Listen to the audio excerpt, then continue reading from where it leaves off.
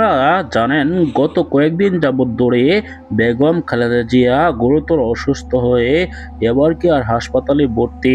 ইতিমধ্যেই এ নিয়ে নানান জল্পনা কল্পনা তৈরি হয়েছে।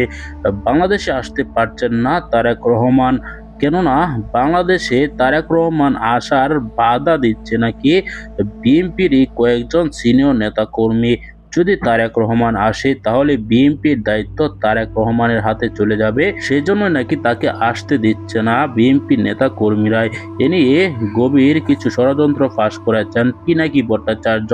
দর্শক, তারা পাশাপাশি দেখেছেন বাংলাদেশে এসেছে জুবাইদুর রহমান, তারপরেও বেগম খালেদা জিয়াকে আজকে বিদেশে নিতে পারছেন না। দর্শক, বর্তমান কয়েকটি গুরুত্বপূর্ণ প্রতিবেদন দেখেছেন। এই সকল বিষয় নিয়ে আপনার কি মতামত কমেন্টে জানাবেন।